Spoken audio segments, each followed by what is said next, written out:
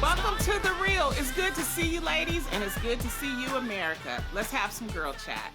First up, there's still a lot of conversation and coverage happening around Ma'Khia Bryant, the 16-year-old who was shot and killed by the police last week in Columbus, Ohio. And recently, the New York Times wrote on the way many in the media have adultified Ma'Khia, presenting her as a woman who was a threat as opposed to a 16-year-old child. And this isn't a new issue for young black girls. The article referenced a Georgetown University study which found that adults viewed black girls as less innocent and more adult-like than their white counterparts. It's also found that black girls as young as 5 years old are held to adult-like standards and in turn receive harsher treatment for their behavior, especially in schools. Now, last year, Garcelle and Jeannie and Adrian, you probably remember, I was talking about, there was a segment where we were talking about weight and eating in the lower class of the black community, which I call the hood, which was what I grew up in. During that time, I got lambasted by the press because they said, and they took it as, I said all black women don't know how to eat. And I'm like, no, that's not what I'm saying. What I'm saying is that we have young girls in the hood who are 12 years old, 11 years old, and they look like they're 26 years old and that they're 30 years old because of their size. And we need to do something about it. We need to improve their eating. For me, growing up in the projects, I didn't really learn how to properly eat because my mama just gave me what we could afford. And, you know, we had the government cheese, we had all this other kind of stuff. So the same thing is happening now. And this is an example of what happens because when we all saw that video of Ma'Khia getting shot, that man instantly profiled her. We all kind of thought that she was an adult. And then, you know, because she was like over 200 pounds at 16 years old. It took him 11 seconds that he profiled her. 11 seconds. 1, 2, 3, 4, 5, 6, 7, 8, 9, 10, 11. And then he shot her. Because one, he thought that she was an adult, he thought that she had a knife and it was a weapon, and he did not take the time to really assess the situation. So the weight for younger black women, this is all in studies, have shown that at least 40% of our young black women are having issues with weight. So we need to work on that. The second thing is, no matter what the size is of black women, the little girls are being treated differently than all the other cultures. They're being made to feel like they're an adult, and that is not right. So we have to call it out, and that's why we're calling it out today. We have to start treating our little black girls like they're little black girls. I agree. They have to be respected and sought like they're precious, and we have to, that's our future, so we have to protect our little girls. I feel like it's another way of labeling us. It's another way of labeling these young girls as grown. So my thing is, there doesn't seem to be a different tactic for the police, whether it's a child or if it's an adult. If you're black, it's kill, kill, kill. There doesn't seem to be a tactic about how to assess a situation when they first come to it. I mean, yes, she was holding a knife, but she wasn't holding a gun. Exactly. There's other ways that they could have de-escalated it. So I feel like you're right, Lonnie, because of how we're perceived, their way of thinking the minute they get out of the car, and not all of them, of course, I'm not talking about every cop, but I'm talking about the bad apples, that this is the only way they thought to stop her because they saw her as a threat and nothing else. And there lies the problem. But it's not only just the police, and I just want to say people something in really general. quickly. It's just in general, especially with people that have a little darker color to their skin tone, sometimes they're treated differently. I mean, for example, my friend Cheryl Underwood, who was on national TV, had to put her hands and sit on her hands when her white coworker sat there and was cussing her out on national TV. Because if Cheryl, who was a dark-skinned woman, would have said something, she would have been deemed angry. And you could tell, some of the time, they were trying to change the headline to make it look like Cheryl was the one instigating. This is stuff that we go through all the time. At times, I go through it on this show, being a darker-skinned woman than my co-host. People people will try to deem me as the big, large black woman, I have to put I got 16 damn lights in front of me right now, just so you can see my damn face, so that you can see the beauty in my skin. Because if you don't, it's about optics. We have to get out of just looking at people for optics. And that's it. Okay. I'm sorry. I get it. I think I get what you're saying. I think while I hear what you're saying, there are some things that these young women can't help. You know, growing up, I had hips from the time I was 5 years old, okay? Like, literally, I just have always had really, like, I've always been curvy.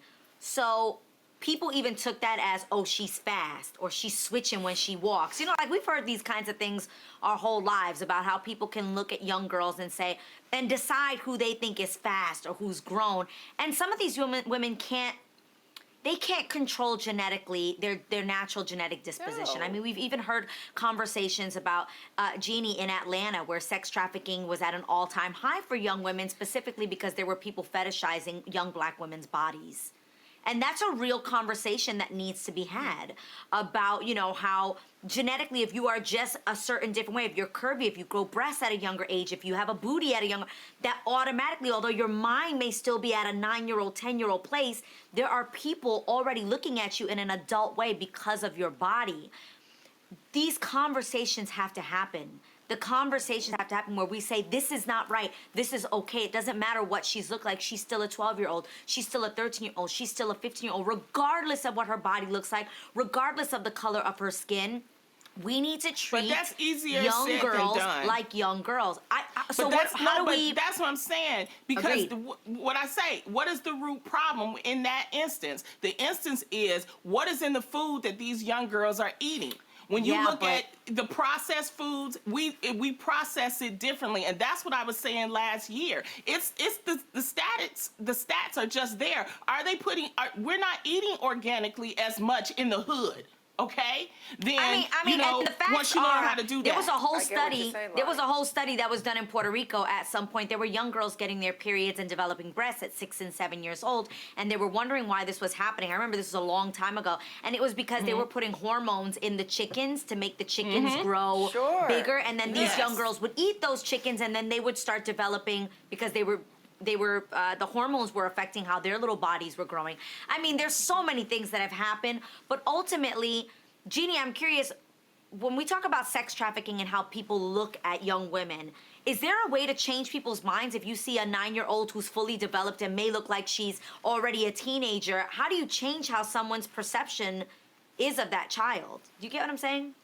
Yeah, of course. That's almost like telling cops or just people to stop looking at anybody with a darker skin tone as dangerous or as a statistic. Correct. It's the same thing. You Yeah. can't, because there are biases, there are racist people, and there are people who are racist who don't even know that they're racist. There are people with black friends who also don't know that they have racial stereotypes or things within them that are very dangerous because it can lead to violence. So that's one thing. When it comes to racially sizing up this woman, as soon as he saw a black woman, it just was, that already was a statistic Exactly. to him, because I'm it only took saying. 11 That's seconds exactly what I was for him saying. to react. And when you see black, you want to kill. I just think that exists out there. Yeah. When it comes to stereotyping a woman or a child that doesn't look like the stereotypical child that you think, you know, that you see in magazines or storybooks, that is just dangerous all the way around. Not only with women who develop quicker, but there's also in Asian culture, a lot of Asian women, especially when you go back to Asia, could be 20, 30 years old and they look like they're 10 or 12. I know personally, I've worked with many women, not only just regular working women, but also sex trafficking victims that get caught up because they are older, because they look so young, and they immediately are just taken out of their circumstances, coerced, scouted, all these different things that can happen. So it's wrong both ways. At the end of the day, we need to have, I think just in general, we have such a structured sense of what people look like and what stereotypes are and we have Good or bad. we have built-in stereotypes from media, from family teaching you certain things, from jokes that are out there, from our common small squares of our lives that we grow up. These things keep people in their stereotypes. They keep them in their boxes. They don't see that that women in America grow differently than women in out of the other parts of the country. And we also judge if a woman is 16 years old and she's 200 pounds, that immediately treat her like a grown man. And by the way, racially stereotype her as a black man. And then there's, on top of that, racial biases that we have to deal with. There's a lot of problems in this altogether. That's a lot. Going back to that specific subject, though, where was this cop's taser? Where was he in the training of disarming? Where is the 11 seconds that it took to just disarm a person? Where is that tactic? Because all too often we've seen many people of color, many black people of many sizes get killed instantly when a cop approaches a situation. So, and many times when that person doesn't even have a knife, they have nothing. Right. We've seen that already. They have a pack of M&Ms. They've got a soda. They've got a hoodie. So what is that problem more often? I'm looking at, again, the training of these cops. Well, I mean, you know what I mean? well, And then if they I'm do have a right with taser, you. they mistake their taser for a gun. It's like, I agree. I would have liked to have seen if she was white, blonde hair, blue eyes, if that would have been different. Please. Well, I saw Please. this tweet from Mike She's Field a big black that woman, it says and that's for why she anyone got saying, shot. A woman. it said for anyone It saying, turned out to be a but girl. she had a knife. Let me remind you. Y'all saw this of the young guy that had the machine gun walking around. Right. Oh, there's all that stuff. Right. And I Yeah, don't that's understand. right. Let me remind you. Right. I didn't even understand all the adults that was standing around. There were other cops. So it's like, Yes. could nobody grab? Nobody? Nobody. I just don't Nobody. understand. It was a great I don't conversation, though, understand it ladies. either. Yeah, I don't understand it either. We just have to keep having these conversations, and Call hopefully it out. something will change.